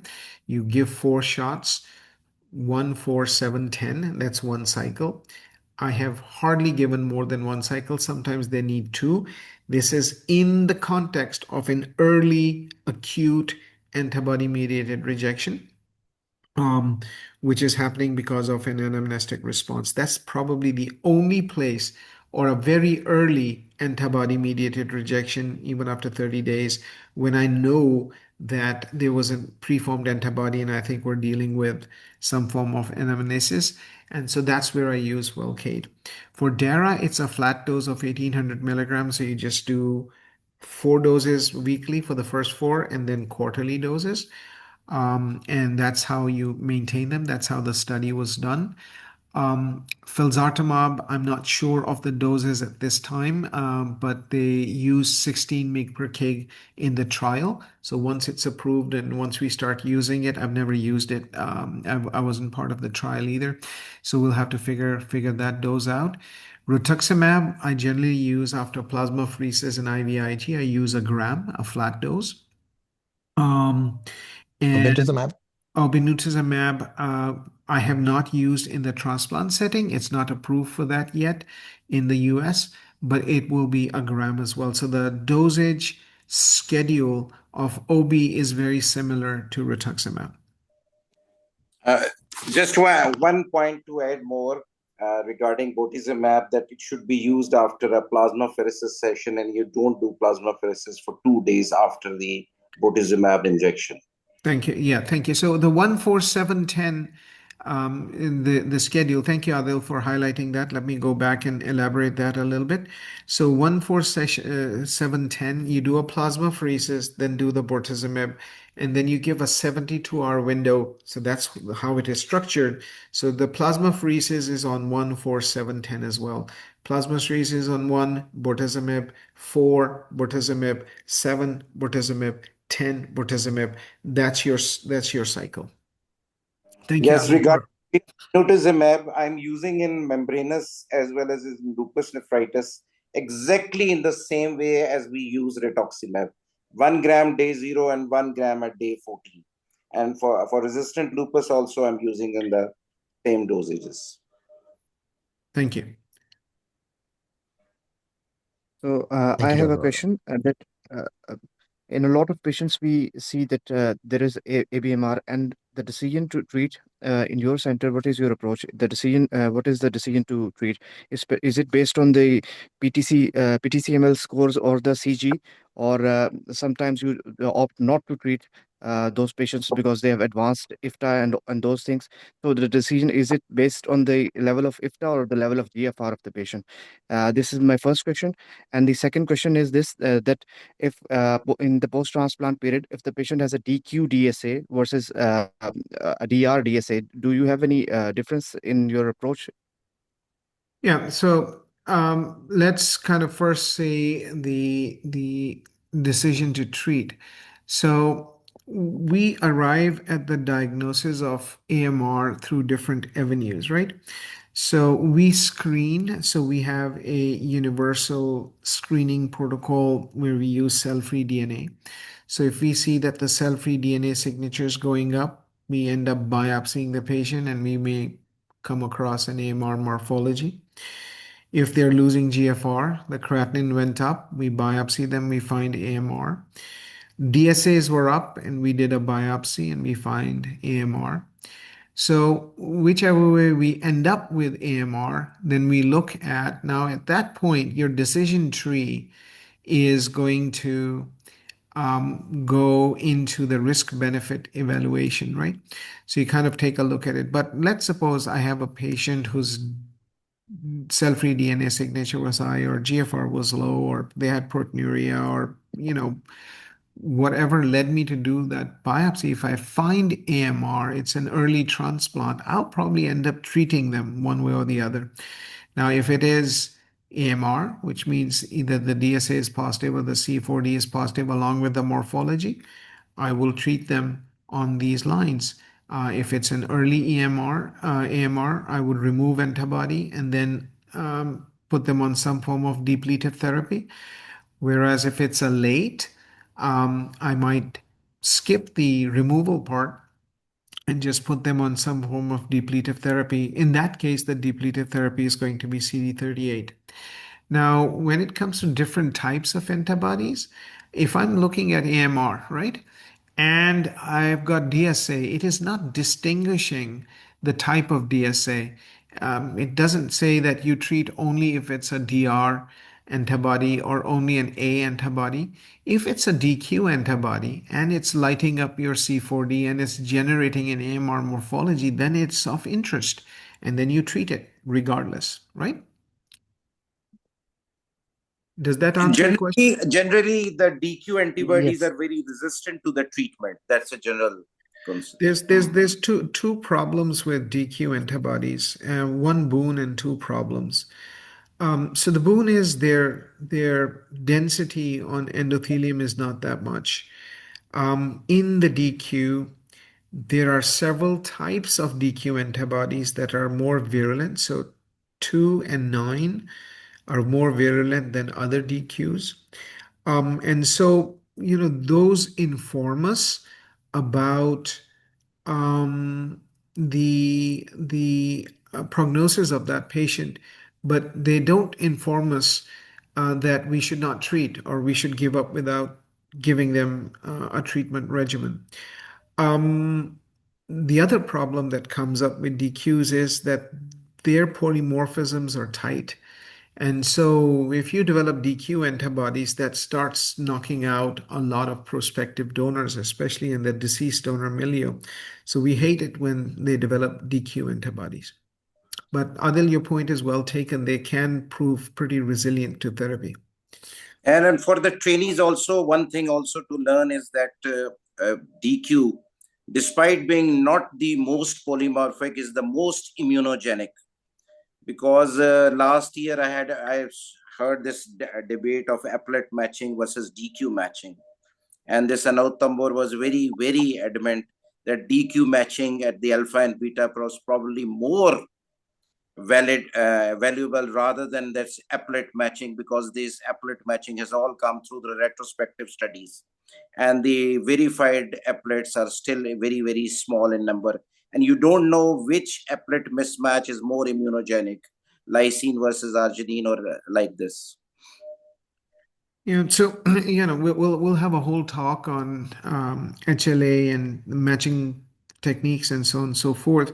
So applet matches and DQ matches are perhaps answering different questions here. And so I know Anat, and she's very, very into DQs. There are people who believe DPs are not important, and then there are people who believe that DPs are very important. So there are all these opinions. But when you're talking about this in the context of AMR, if you have an AMR morphology and your C4D is positive and your DQ is positive or a DP is positive, you have your diagnosis. So focusing conversation on what we're doing here is then you have your diagnostic formulation, and the discussion then immediately needs to shift to what are we going to do about it, right?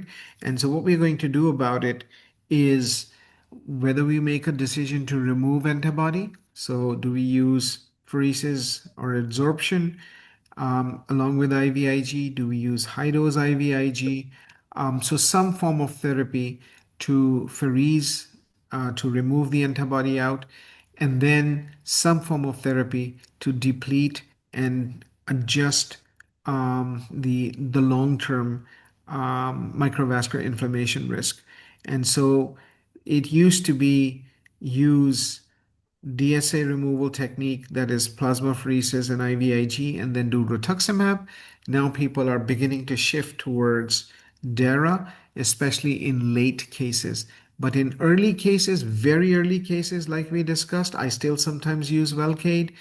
In the middle, we use rituximab. Those depletion therapies still work for pre-existing antibodies. But once you have de novo responses and when you have chronic AMR, then you start shifting towards adjusting the microvascular injury risk and use CD38 blockade. Regarding the chronic active antibody mediated rejection, Dr. Irfan, also, what we practice here is that we look at the activity indices and we can look at the chronicity indices. If it, other than the optimization of immunosuppression, as you know, people are not doing much. So if we have a reasonable GFR and the chronicity is not so much high and the activity is quite high, we do use IVIG and rituximab and sometimes tocilizumab if the patient is not affording, because we do run short of IVIG in PKLI also sometimes. Yeah. Despite the negative IMAGINE trial. Yeah, and so I mean that is the point, right? Because there are sometimes these are acts of desperation, because you're looking at a kidney, you know it's going to suffer in the long run, and therefore we throw at them what we have. So, we've used TOSI in some patients as well over the years, but we don't do that anymore because the data really didn't add up. And the trial for CLASA was stopped. So unless there's more robust data, it may or may not be very helpful to use TOSI in a situation like this. And then, pheresis in patients with chronic ABMR may or may not be helpful, in moving their long-term risk. But it's something that can be done, and I have to agree with you that sometimes we've done it in patients who are 2, 3, 4 years out. It looks pretty acute. You give it a go, but again, the data for that is not very strong. And so these are sometimes things that we do out of a desperation because we don't have good therapies available. But now with DARA, we are beginning to swing towards using DARA. We can get that, fortunately. And I think you guys should try to see if we can't get DARA for some of these patients. Yeah, myeloma, it's being used now for I'm sorry, say that again, Adil? Well, myeloma people are using in Oh Pakistan. yeah. I mean, that's what I was surprised about, that hematology would be using it in Pakistan. It has been the mainstay of myeloma therapy forever. So I'm very surprised to hear that it's not available in Pakistan. I'm sure it is in the oncology world. And so using it, cross-purposing it for transplantation in these patients should not be very hard. Yeah, I think we can find that out. I think obinutuzumab is also, I mean, I got more comfortable by working with my oncology colleagues. So, the same way. Yeah. One thing, Dr. Irfan, a very simple question.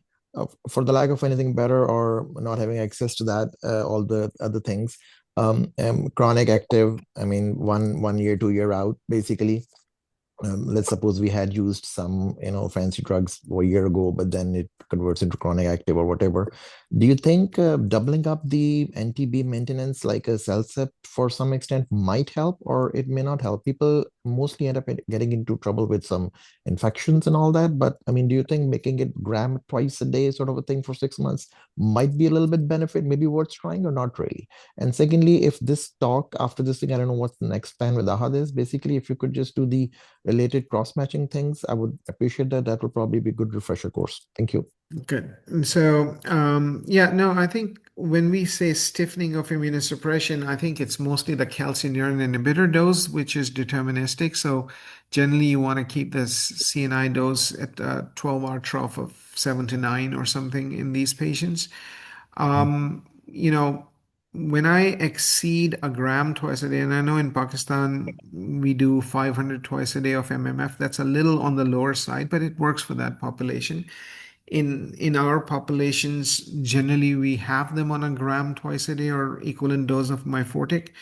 If you push it more than that, then they'll puke their brains out, and it's just not going to work. So they get into side effect related, bone marrow issues, diarrhea, nausea, vomiting. So a gram twice a day is probably okay with a with a prograph level of 7 to 9, and a prednisone dose of 5. I think that's stiff immunosuppression in my books, because if you start pushing it beyond that, then you're looking for trouble. And so again, this is again a nihilistic response driven by the fact that we don't have good options. Not that we want to be nihilistic, but that we don't have good options. And so, as newer therapies become available to you, you should probably switch towards using those proactively. And I think one message that comes out of today's conversation is that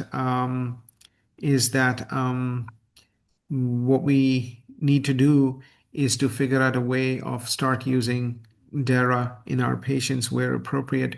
So figure out a way to get DARA just as you're using OB.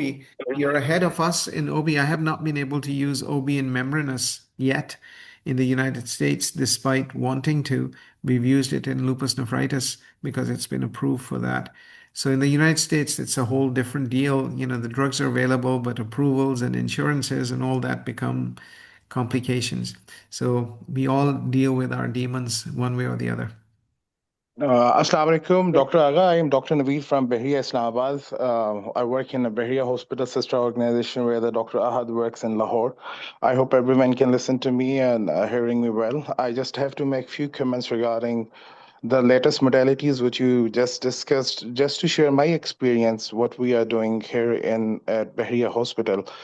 Alhamdulillah, we first time used the Gazyva in 2022 for membranous, and we got some exceptional results. And we have about 4 or 5 patients of chronic active ABMR, and the graphs are holding very strong for the last 4 or 5 years. Despite having a DQDSAs above 20,000, and with the protocol and the surveillance biopsies, it seems like with the tocilizumab 8 mg per kg monthly, or we then shifted to quarterly, the things got frozen over the time. You have the activity going on in the graph, like it's static, but you have the stabilization of the GFRs. We have 4 or 5 patients, and regarding the MVI lesions and acute management, so we have the access of Darzalex in Pakistan to everyone through the oncology market. The black market 400 mg is for about 45K, and it really stabilizes, and it do work without reducing the GFR, but somehow it stabilizes the GFR. That's my experience of using these medications. So that's why I just wanted to add my comment. I'm sorry, I missed the name of the last medicine that you were saying. Sir, Darzalex.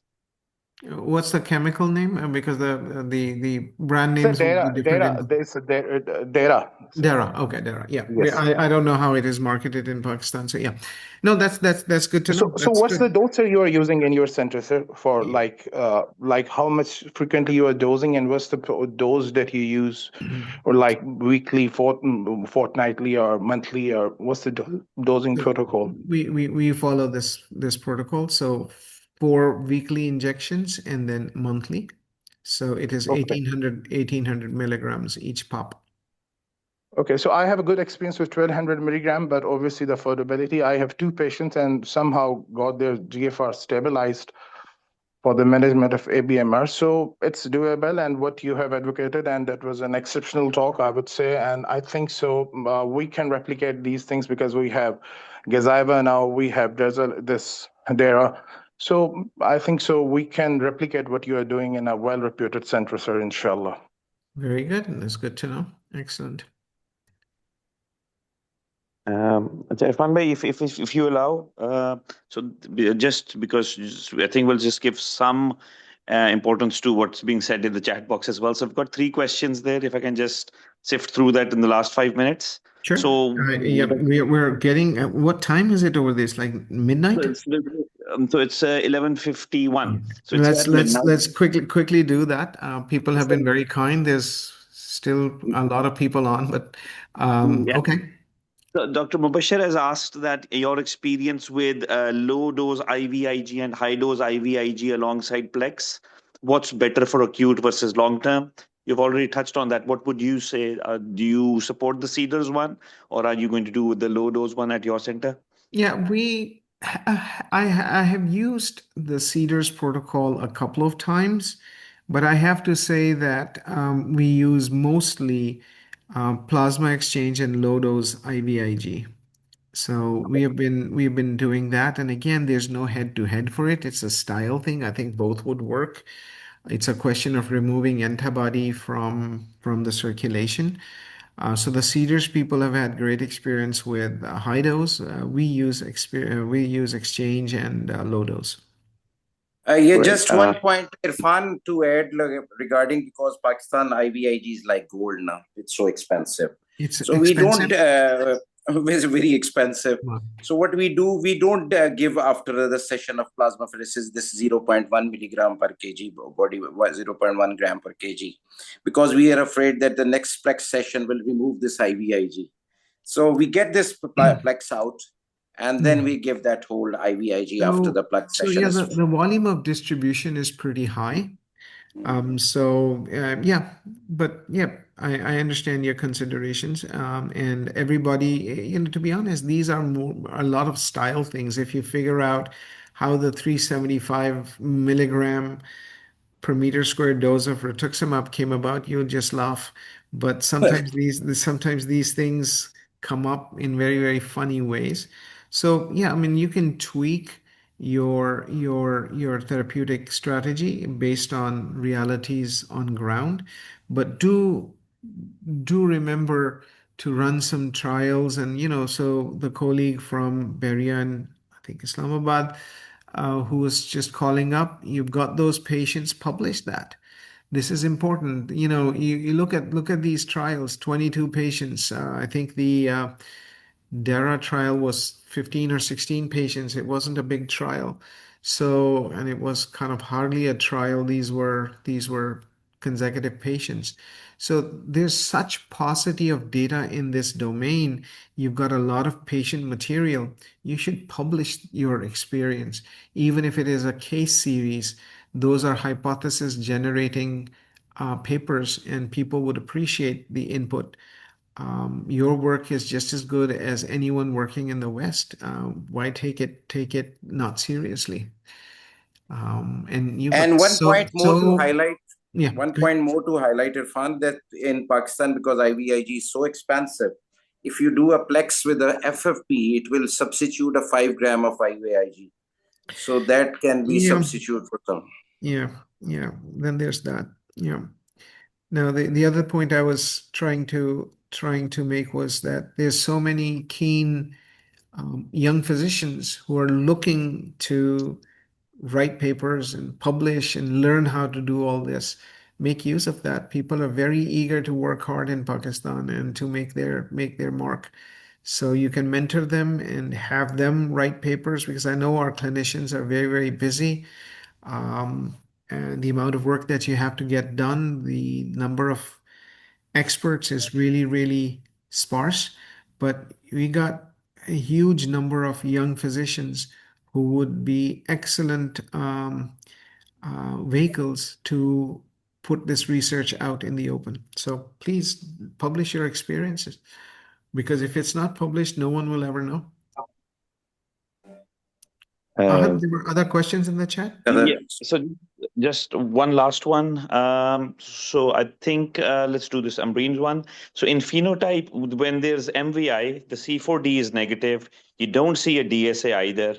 So in early transplant period, is there any role of plasmapheresis or IVIG, or the answer is anti-CD38 in that case?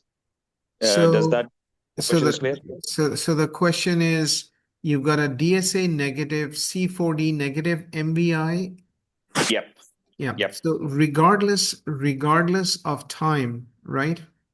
You treat it with NK. So that's the classic phenotype of an antibody negative MVI. So if your donor-specific antibody is negative, and I would add, by the way, Adil, can you guys check for non-HLA antibody like 81Rs and MICAs and things like that?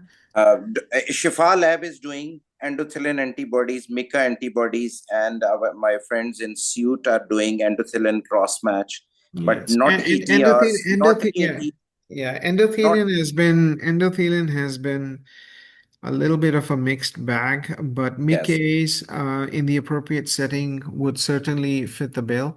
But yeah, if you've got a completely negative antibody profile, you've got no C4D, and then in that situation, you probably want to consolidate therapy, the baseline therapy, and add CD38 blockade.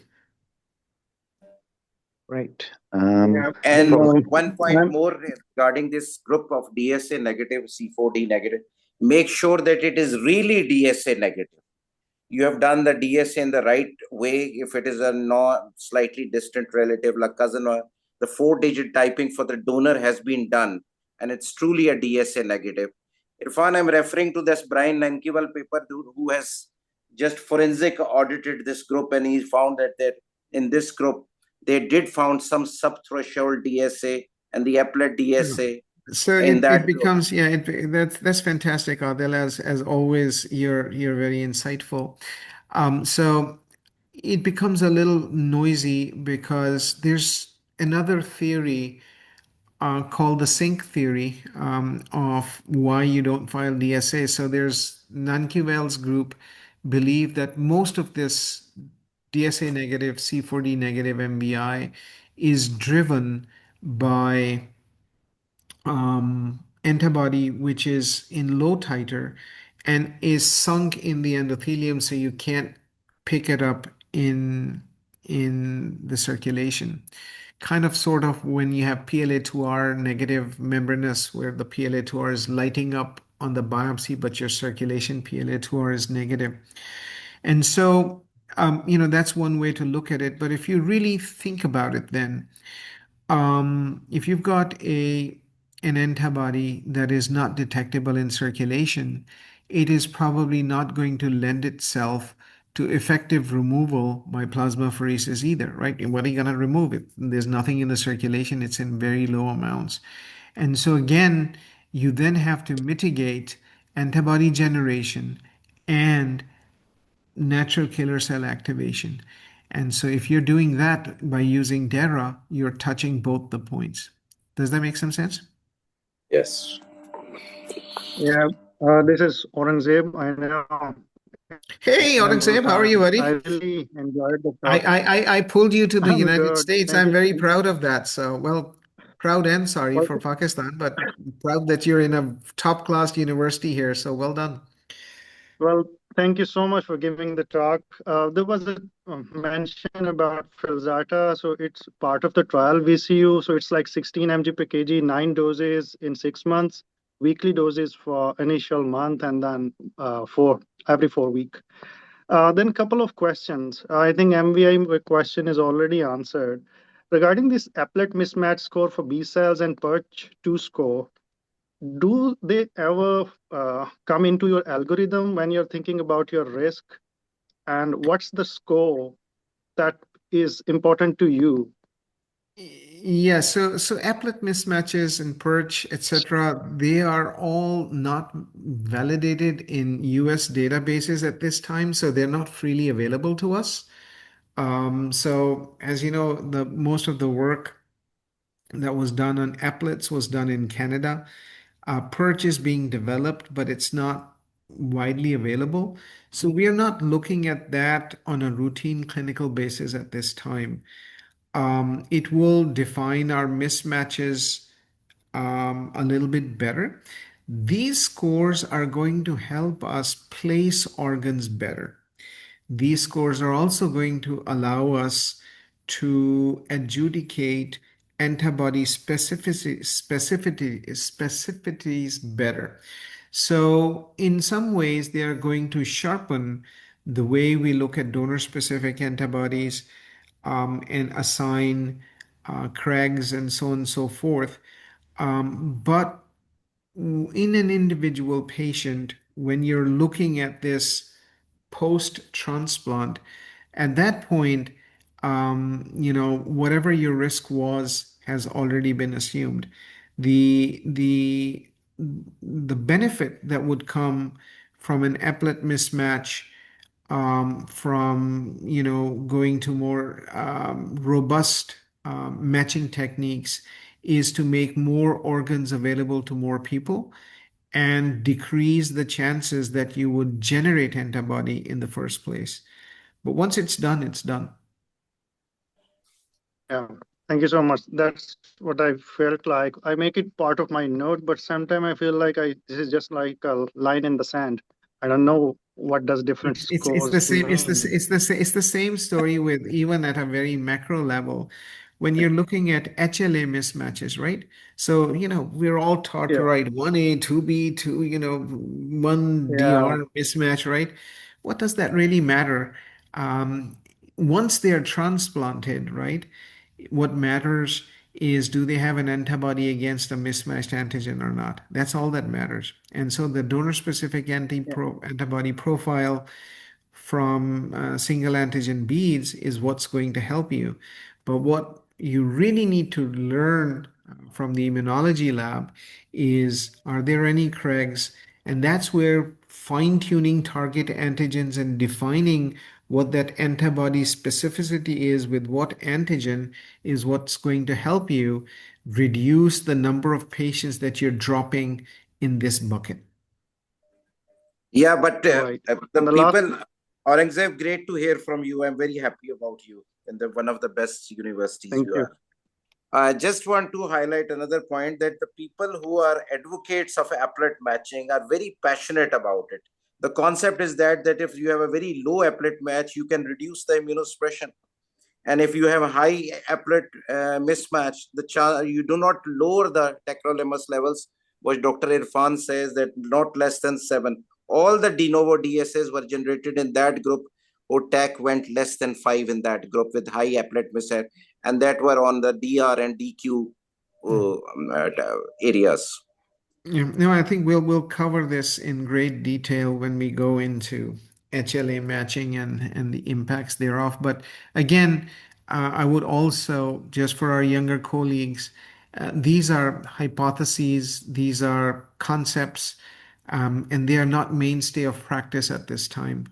So we just have to give everything time. Science is incremental, science is painfully slow. And so we want these things to happen quickly, but everything takes its own time. But slowly we'll find answers to what is the best course of action going forward. Hopefully, we'll be doing better in a few years than we are today. Yeah, and I just love the way when you're able to think the pathophysiology and think forward. So Felzarta versus daratumumab. Daratumumab is working like a CDC, complement-dependent cytotoxicity, and Felzarta is more like antibody-dependent cellular cytotoxicity. Does that make any difference, and do you see that that would lead to any difference in terms of response or side effects? Yeah, so I think there's two or three insights, and again, um this is very preliminary because we've got 40 patients between the two trials at this point to kind of understand what's going on right now. So what we are trying to see here is what is the impact of either drug on NK cells. What we can tell from extrapolation of data is that all three of them, isatuximab, which is an oral, I think, agent, I've never used it, Dara and felzartamab, they all affect the NK cells equally. There seems to be somewhat of a limited impact that felzartamab has on differentiated B cells and plasmablasts and plasma cells compared to Dara. But interestingly, the impact on donor-specific antibody of Dara versus Felza was very similar. They didn't drop DSA that much, like at all, but they both dropped NK cells more. So it seems to me the conclusion from that observation would be that the impact is being driven through NK cell depletion and not through attenuation of DSA production, which was the initial thought process, at least for Dara. And then there's this concept of the ectoenzyme inhibition, which is a differential action. Dara inhibits it, Felzar does not. And so there's this theoretical, and again, this is theoretical, that long-term Dara use may lead to some cell-mediated rejection episodes. It's something to be seen. We don't know the answer to that question. Thank you so much. All right, I think we're past the 2-hour mark, so we should probably, I'm going to stop sharing and we should probably bring this to its conclusion. And hopefully in the next 4 weeks or so, we'll have the next talk. So I would thank everybody for joining. And it's good morning here in New Zealand, but good night to you in Pakistan. So take care. Thank you so much. Goodbye. Jazakallah. Thank you, Thank you so Dr. much. Irfan.